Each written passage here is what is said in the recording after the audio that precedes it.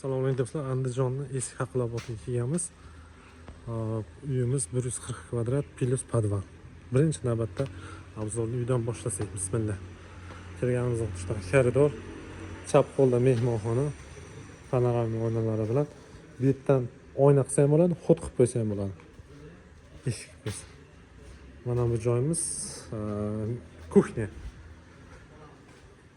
Hol joylashgan. Holimiz o'zini agrodiga qaragan. Panoramik oyna. Mazza qaranglar. Atsechlar qilganmiz. Kvadratini bu akamiz $165 lekin $160 qurib berganmiz. Buni ancha oldindagi qilgan edi. 140 kvadrat. Kalkulyatorga urib ko'rasizlar. Mana shu holatda qabul qilinadi.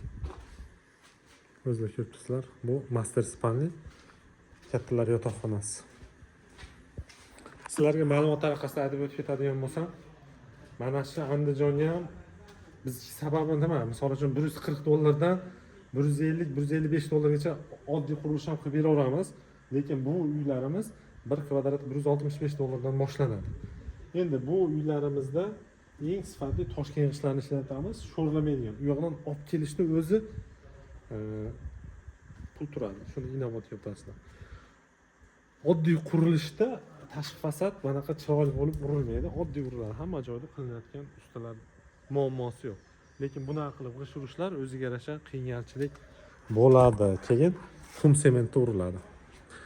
Oddiy qurilish zakasi qilsangiz, tepa qismlari misol uchun loy bosib berishimiz mumkin. Lekin uteplenniy uylarimizda uteplitelga moslab ketamiz. 3 xil pozitsiyada uteplitelimiz bor. Hop, zaspan qotiriladi. Reyka to'qilib 3 sloy vata tashlanib 40 santimetrdan yog'och qoqib qo'yamiz. Bu birinchi pozitsiya, iqtisod tarafdan. Ikkinchi pozitsiyasi protivpojar gipsokarton qotiladida, tepasiga splashnoy yog'och qoqilib tashlanadi, shlipka. Bu ikkinchi variant. Uchinchi variantda shuni eng fuli ustiga 5 dan 7 santimetrgacha loy ham bosiladi.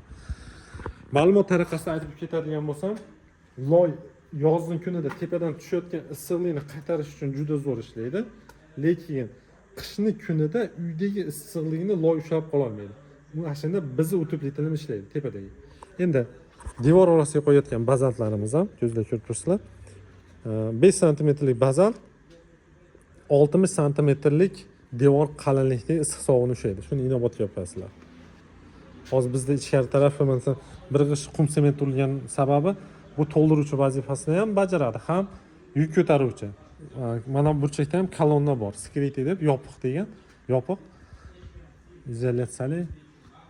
Yana qanaqa kommentariyga albatta yozib ketinglar, savolinglar bo'lsa javob berishga harakat qilaman. Hozir sizlar bilan podvalni obzor qilamiz. Podvalimiz ham bir noodatiy bo'lgan.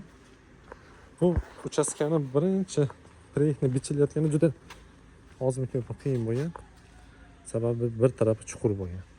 Shu chuqur tarafiga podval berib o'rganmiz. Podvalni past balandligiga qarab narx yo 1 ga 1 hisoblanadi, yo bo'lmasa arzonroq qilib berishimiz mumkin. O'zlar ko'rib turibsizlar, kattagina juda bir chiroyli ajoyib podvalimiz bo'lgan. Tek bitta uy chiqqan desam ham bo'laveradi. Kimga vodiyda energiya tejamkor, sifatli, sho'rlamaydigan ishlardan uy kerak bo'lsa, описаниеda Telegram, telefon, Instagram hamma silkalari bor, bemalol aloqaga chiqishlari mumkin. Ketma-ketlikda javob beramiz. Yozinglar, Telegramdan aloqaga chiqsizlar, sizlarga ham bizga ham qulay. Albatta qurib beramiz. Sho'rlamaydigan ishdan uy quringlar, remontni ham maza qilib qilasizlar. Sog' bo'linglar, Andijondan hammaga yangi salom.